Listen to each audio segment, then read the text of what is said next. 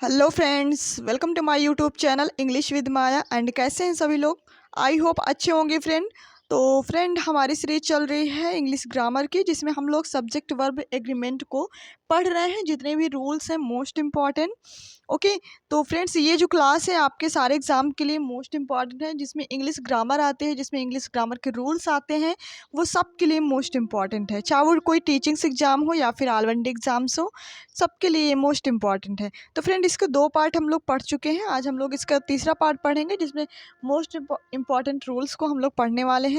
तो चलिए friends, class को देरी ना करते हुए क्लास को स्टार्ट करते हैं। स्टार्ट करने से पहले अगर आप चैनल में नए हैं तो चैनल को सब्सक्राइब करें, लाइक करें, कमेंट करें, शेयर करें। तो चलिए फ्रेंड्स, क्लास को स्टार्ट करते हैं। देखते हैं आज हमारा रूल कौन सा है। 11 है। आज हम लोग पढ़ेंगे रूल 11 को। देखते हैं क्या कहता है।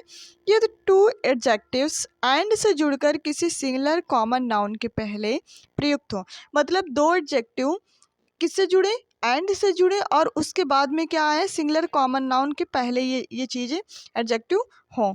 तो फर्स्ट एडजेक्टिव के पहले हम क्या लगाते हैं, इंडेफिनिट आर्टिकल से लगाते हैं।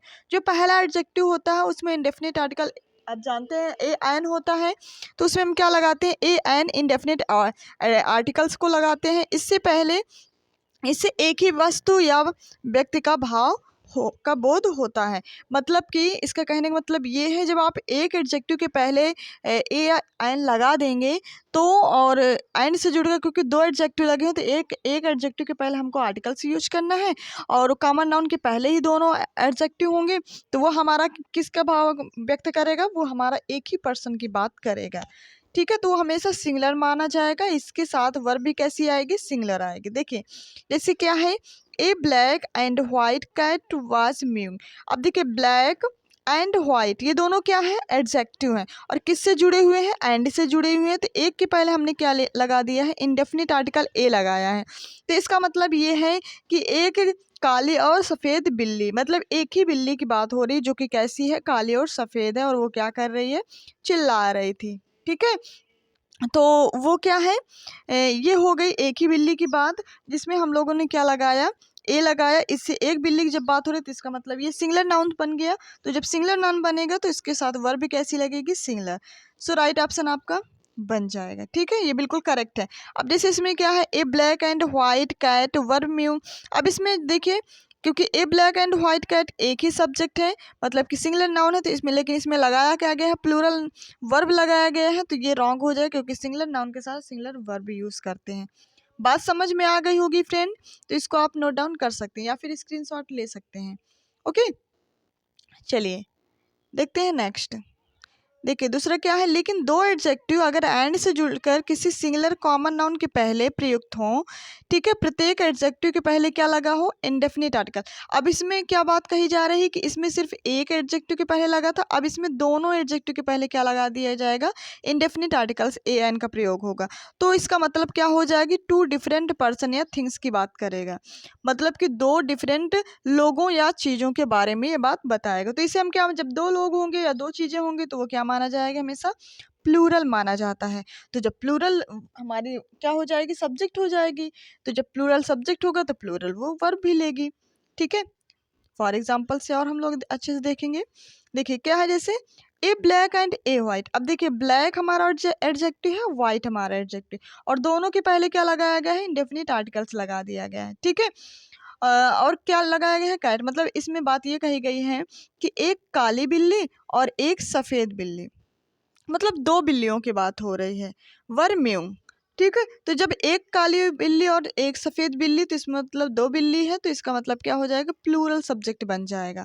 कैसा सब्जेक्ट बन जाएगा, प्लूरल सिंगुलर सब्जेक्ट बन जाएगा। तो जब प्लूरल सिंगुलर सब्जेक्ट बनेगा, ठीक है, मतलब कि प्लूरल सब्जेक्ट बनेगा, तो उसके साथ वर्ब कैसी आएगी, प्लूरल वर्ब आएगी। ठीक, बात क्लियर हो गई ना। अब देखिए जैसे क्या है, a black and a white cat was mew. अब इसमें एक लोग की तो बात हो नहीं रही, दो लोगों की बात हो गई। तो सब्जेक्ट जो हमारा प्लूरल सब्जेक्ट है, तो वर्ब भी कैसी आएगी, प्लूरल। वाज नहीं लगेगा, क्या लगेगा, वर। ये वाला हमारा करेक्ट हो जाएगा और ये वाला रॉन्ग हो जाएगा। ठीक है, आई होप ये बात अच्छे से समझ में आ गई होगी। चलिए अब रूल हम लोग देखेंगे कौन सा, 12। देखिए क्या है इसमें, यदि दो सिंगुलर नाउन्स एंड से जुड़े हों, किससे जुड़े हों? दो सिंगुलर नाउन्स अगर एंड से जुड़े हों तथा फर्स्ट सिंगुलर नाउन के पहले क्या लगा है? ईच एवरी का प्रयोग हो। अभी तक क्या लगता था कि मतलब आर्टिकल्स ए एन लगते थे, अब इसमें क्या लगाना है? ईच या एवरी का प्रयोग करना। फर्स्ट सिंगुलर नाउन के पहले हम क्या लगाएंगे? एवरी का प्रयोग करते हैं, तो फर्स्ट सिंगुलर नाउन के पहले ईच या एवरी का प्रयोग हो तो सिंगुलर सब्जेक्ट के रूप में इस्तेमाल किया जाता है। मतलब उसको हम क्या मानेंगे? सिंगुलर सब्जेक्ट मानेंगे। तो इसके साथ सिंगुलर वर्ब का प्रयोग होता है। जब सिंगुलर सब्जेक्ट होगी तो सिंगुलर वर्ब लगेगी। ईच या एवरी हमेशा किस में काउंट किए जाते हैं? सिंगुलर पे। आप ये बात अच्छे से याद रख लीजिए। जैसे क्या है? Each pen and pencil. अब देखिए पेन एंड पेंसिल क्या है? दोनों क्या है? नाउन है। और एक नाउन के पहले क्या लगा दिया गया है? एक ईच लगा दिया गया है। ठीक है, तो ये हमारा जो ईच है मतलब इसका मतलब है ये एक ही चीज के बारे में बात कर रहे हैं। ईच पेन या ईच पेंसिल अगर हो जाएगा तो वो किसके बारे में बात करेगा? तब भी वो हमारा क्या हो जाएगा? सिंगुलर ही माना जाएगा। ठीक है, तो इसके साथ वर्ब कैसी आएगी? सिंगुलर वर्ब आएगी। ये देखिए, ठीक है। अब देखिए each pen and each pencil, इसको भी हम क्या मानेंगे? सिंगुलर, क्योंकि ईच या एवरी हमेशा सिंगुलर काउंट किए जाते हैं। तो ये भी हमारा क्या हो गया? करेक्ट हो गया, क्योंकि सब्जेक्ट हमारा सिंगुलर है तो वर्ब भी कैसी आएगी? सिंगुलर। अब जैसे क्या है, देखिए और एग्जाम्पल देखिए, जैसे है each pen and each pencil are red, तो ये रॉन्ग हो जाए क्योंकि ईच हमेशा क्या माना जाता है? मतलब कि सिंगुलर माना जाता है, तो सिंगुलर के हिसाब से सिंगुलर वर्ब भी आनी चाहिए, तो ये हमारा रॉन्ग क्योंकि इसमें प्लूरल वर्ब लगी है। अब जैसे क्या है, every boy and girl is laborious. Every boy and girl is laborious. अब एवरी भी हमारा क्या काउंट किया जाता है? हमेशा सिंगुलर। तो सिंगुलर सब्जेक्ट है तो हम इसको क्या मानेंगे? इसमें सब्जेक्ट भी वो वर्ब भी कैसे लगाएंगे? सिंगुलर वर्ब भी लगाएंगे। ठीक है, तो ये हमारा करेक्ट हो गया। अब जैसे देखिए every boy and every girl is laborious, ये भी करेक्ट है क्योंकि दोनों में ही एवरी लगा दिया गया, तो इससे कोई फर्क नहीं पड़ेगा, सिंगुलर ही सब्जेक्ट माना जाएगा। अब यहाँ पे देखिए जैसे every boy and every girl are laborious, तो आर नहीं लगेगा क्योंकि सब्जेक्ट सिंगुलर है, तो वर्ब भी कैसी लगेगी? सिंगुलर। तो ये हमारा इनकरेक्ट हो जाएगा। ठीक है, बात समझ में आ गई ना? चलिए अब देखते हैं हम लोग नेक्स्ट रूल्स को, 13 को। देखिए ईच का प्रयोग सेंटेंस के सब्जेक्ट के रूप में होने पर इसके साथ हमेशा सिंगुलर वर्ब का प्रयोग होता है। ईच का प्रयोग अगर उसको सिंगुलर सब्जेक्ट मतलब कि सब्जेक्ट के रूप में अगर ईच का प्रयोग हो रहा है तो आप समझ लीजिए कि वो हमेशा सिंगुलर ही माना जाएगा। जैसे अभी हम लोगों ने उसमें लगाया ना नाउन के पहले मतलब एडजेक्टिव के रूप में लगाया है, तो वो भी हमारा सिंगुलर काउंट हो, क्योंकि मैंने बताया ना ईच हमेशा क्या होता है? ईच एवरी हमेशा सिंगुलर काउंट किए जाते हैं। तो क्या हुआ? ईच हैज़ अ पेन, प्रत्येक के पास एक पेन है। तो ये बात बिल्कुल सही है, जब ईच हमारा सिंगुलर सब्जेक्ट बन गया है तो वर्ब भी कैसी लगेगी? सिंगुलर। तो ये हमारा करेक्ट हो गया। अब जैसे क्या ईच हैव अ पेन, तो हैव नहीं लगे क्योंकि ईच हमारा सिंगुलर है, तो हैव के साथ क्या लगेगा? सब्जेक्ट वर्ब हमेशा सिंगुलर आएगा, तो हैज लग जाएगा। ठीक है, तो ये वाला हमारा रॉन्ग हो जाएगा। प्लूरल नाउन और प्लूरल प्रोनाउन के बाद ईच का प्रयोग हो तो इससे प्लूरल माना जाता है। अगर कोई प्लूरल नाउन हो या प्लूरल प्रोनाउन हो, अगर उसके बाद मतलब पहले नहीं उसके बाद अगर क्या लगा हो? प्लूरल मतलब कि ईच लगा हो, तो वो हमेशा प्लूरल सब्जेक्ट माना जाएगा और इसके साथ वर्ब भी कैसी लगेगी? प्लूरल। भाई जब प्लूरल सब्जेक्ट रहेगा तो वर्ब भी कैसी लगेगी? प्लूरल लगेगी। अब देखिए जैसे क्या है, वी ईच, क्या है? We each have a pen. अब देखिए क्या है, वी के बाद वी हमारा क्या है? प्लूरल प्रोनाउन है। कैसा प्रोनाउन है? प्लूरल प्रोनाउन है। ठीक है, जब प्लूरल प्रोनाउन है तो उसके बाद क्या लगा है? ईच लगा है, तो इसको अब हम क्या काउंट करेंगे? प्लूरल। क्या काउंट करेंगे? सब्जेक्ट कैसा है? प्लूरल है, तो जब प्लूरल सब्जेक्ट है तो वर्ब भी कैसी लगेगी? प्लूरल, जो कि बिल्कुल ये करेक्ट है। अब देखिए जैसे क्या है, प्लूरल यहाँ पे प्रोनाउन और ईच भी लगा है तो ये प्लूरल सब्जेक्ट बन गया, तो इसके साथ हैज नहीं लगाएंगे, सिंगुलर वर्ब नहीं लगाएंगे क्योंकि प्लूरल सब्जेक्ट है तो प्लूरल वर्ब भी आएगा, तो ये हमारा क्या हो गया? रॉन्ग हो गया। अब देखिए जैसे क्या है, द बॉयज़। अब द बॉयज़ कैसा है? द बॉयज़ हमारा है प्लूरल, प्लूरल नाउन है, तो और उसके बाद क्या लगा है? ईच, तो ये हमारा क्या बन गया? Plural subject. क्या बन गया फ्रेंड? प्लूरल सब्जेक्ट बन गया है, तो उसके साथ वर्ब भी कैसी लगेगी? प्लूरल। तो ये हैव लगी, हैव क्या होती है? प्लूरल, तो ये हमारा बिल्कुल करेक्ट हो जाएगा। अब देखिए जैसे क्या है, the boys each has a watch. अब द बॉयज़ के बाद ईच तो लगा है, ये तो हमारा प्लूरल सब्जेक्ट हो गया, लेकिन यहाँ पे हैज लगा है जो कि इनकरेक्ट है। हैज क्या होता है? सब्जेक्ट मतलब कि सिंगुलर वर्ब होती है, तो ये गलत गलत हो जाए क्योंकि सब्जेक्ट हमारा कैसा है? प्लूरल है, तो वर्ब भी कैसी आएगी? प्लूरल, तो ये हमारा इनकरेक्ट हो जाएगा। ठीक है, बात क्लियर हो गई ना?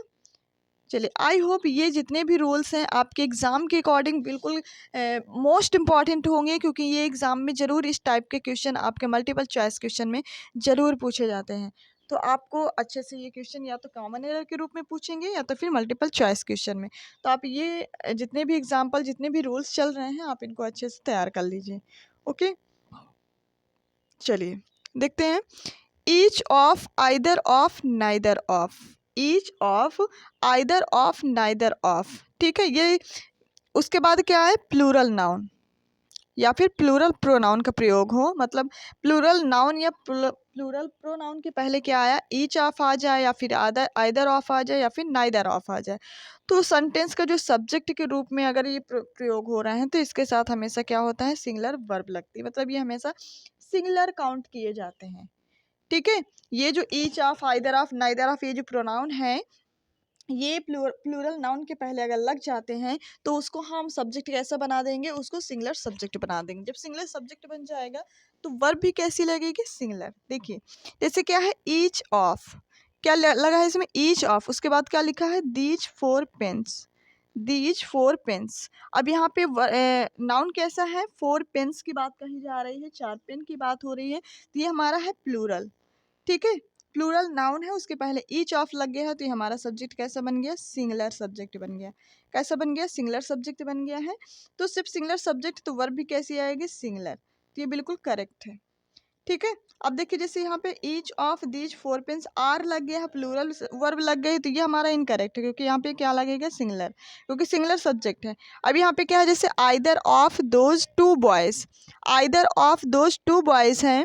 ठीक है, तो दोज टू बॉयज़ है, तो दोज टू बॉयज़ क्या है, प्लूरल सब्जेक्ट है, और आइदर ऑफ लगा है तो ये हमारा क्या बन गया, सिंगुलर सब्जेक्ट बन गया। क्या बन गया, आइदर ऑफ लगने से हमारा सिंगुलर सब्जेक्ट बन गया। तो जब सिंगुलर सब्जेक्ट है तो वर्ब भी कैसी आएगी, सिंगुलर, जो कि बिल्कुल एकदम करेक्ट है। ठीक है, बात समझ में आई ना। अब देखिए यहाँ पे क्या है, either of these two boys, are नहीं लगेगा क्योंकि यहाँ पे इज लगेगा, तो ये इनकरेक्ट बन जाएगा। अब देखिए यहाँ पे क्या है, neither of you knows English. अब नाइदर ऑफ लगा है, उसके बाद क्या है, यू लगा, यू हमारा क्या है, प्लूरल है, प्लूरल के पहले नाइदर ऑफ लग गया तो ये भी क्या बन गया, सिंगुलर सब्जेक्ट बन गया। तो जब सिंगुलर सब्जेक्ट बन गया तो वर्ब भी कैसी लगेगी, सिंगुलर। अब यहाँ पे देखिए लगा है नो, नो में लगा है एस। जब भी कोई बेस फॉर्म में एस लग जाए तो वो हमारा वर्ब कैसा बन जाता है, सिंगुलर बन जाता है। तो ये बिल्कुल करेक्ट है। ठीक है, ये बिल्कुल करेक्ट है। अब देखिए क्या है, जैसे है हमारा neither of these to students, neither of these to student, these two students हमारा प्लूरल है, उसके पहले नाइदर ऑफ लग जाने से हमारा क्या बन गया, सिंगुलर सब्जेक्ट बन गया। तो जब सिंगुलर सब्जेक्ट बन गया तो वर्ब भी कैसी आएगी, सिंगुलर। ये अच्छे एग्जाम्पल हैं, आप इनको अच्छे से पढ़ लीजिए, ये बिल्कुल करेक्ट हो गया। अब इसमें आर लगा दिया गया, हाँ इसमें आर लगाया गया तो ये इनकरेक्ट हो जाए क्योंकि यहाँ पे सिंगुलर सब्जेक्ट है। अब जैसे ईच ऑफ देम, देम हमारा क्या है, देम हमारा है प्लूरल, और ईच ऑफ लगने से हमारा बन गया क्या, सिंगुलर सब्जेक्ट। तो सिर्फ सिंगुलर सब्जेक्ट, तो वर्ब भी कैसी आएगी, सिंगुलर। तो ये हमारा क्या हो गया, बिल्कुल करेक्ट हो गया। अब यहाँ पे देखिए वार लगा दिया गया है, वो वर लगा दिया गया है, तो ये हमारा इनकरेक्ट, क्योंकि प्लूरल वर्ब इसमें नहीं लगेगा। तो आई होप ये रूल्स आपको अच्छे से क्लियर हो रहे होंगे। ओके, चलिए अब हम लोग देखेंगे 15 रूल्स को। देखिए, each every either neither, each every either neither पहले लिखा हो, उसके बाद क्या आ जाए, कोई सिंगुलर काउंटेबल नाउन, क्या आ जाए, सिंगुलर काउंटेबल नाउन आ जाए, तो वो हमेशा सब्जेक्ट कैसा बनेगा, सिंगुलर बनेगा। कैसा बनेगा फ्रेंड्स, सिंगुलर बनेगा, और उसके साथ वर्ब भी कैसी लगेगी, सिंगुलर वर्ब लगेगी। ठीक है, क्योंकि मैंने बताया ना, ईच एवरी आइदर नाइदर हमेशा सिंगुलर काउंट किए जाते हैं। अगर वो वर्ब मतलब कि नाउन के बाद आ रहे हैं, ईच एवरी आइदर नाइदर, वो भी प्लूरल नाउन के बाद आ रहे हैं, तो वो हमेशा प्लूरल काउंट किए जाएंगे, और उसके पहले आ रहे हैं तो हमेशा सिंगुलर काउंट किए जाएंगे। ये बात आप अच्छे से याद रख लेंगे। अब देखिए बॉय कैसा है, बॉय हमेशा सिंगुलर है, और ईच लग जाने से वो और सिंगुलर बन गया। ठीक है, तो ये हमारा बन गया सिंगुलर सब्जेक्ट, सिंगुलर सब्जेक्ट, तो वर्ब भी कैसी आएगी, सिंगुलर। वाज बिल्कुल करेक्ट लिखा है, ईच बॉय वाज हैंडसम, बिल्कुल करेक्ट हो जाएगा। अब जैसे ईच बॉय वर हैंडसम, तो ईच बॉय तो हमारा सिंगुलर है, तो वर कैसे आ जाएगा, ये तो रॉन्ग हो गया। अब जैसे either pen writes well, either लग जाने से पेन कैसा हो गया, ये हमारा सिंगुलर सब्जेक्ट बन गया। और राइट, राइट मीन्स होता है लिखना, जब बेस फॉर्म में होता है तो प्लूरल होता है, जब यस लग जाता है तो सिंगुलर बन जाता है, तो ये भी हमारा करेक्ट हो जाएगा। अब जैसे इसमें क्या है, राइट, राइट हमारा बेस फॉर्म में क्या होता है, प्लूरल होता है, तो ये हमारा इनकरेक्ट हो जाएगा क्योंकि आइदर पेन क्या है, सिंगुलर, तो इस हिसाब से ये हमारा गलत हो जाएगा। ठीक है, बात समझ में आई ना। चलिए देख लेते हैं, नोट कुछ लिखा, ईच, आइदर और नाइदर को हम क्या बोलते हैं, डिस्ट्रीब्यूटिव प्रोनाउन भी कहा जाता है। अगर आप प्रोनाउन नहीं पढ़े हैं तो प्रोनाउन का वीडियो आपकी प्लेलिस्ट में पड़ा है, ठीक है, काफ़ी अच्छे से डिटेल वाइज उसका एक्सप्लेनेशन किया गया जिसमें सारे रूल्स जितने भी प्रोनाउंस के वो सारे बताए गए हैं, तो आप वो भी वीडियो आपके लिए मोस्ट इंपॉर्टेंट आप देख सकते हैं। ठीक है, तो वही बात यहाँ पे बताई गई, जो ईच, आइदर, नाइदर होते हैं वो होते हैं डिस्ट्रीब्यूटिव प्रोनाउंस। क्या कहा जाता है उनको, डिस्ट्रीब्यूटिव प्रोनाउंस कहा जाता है।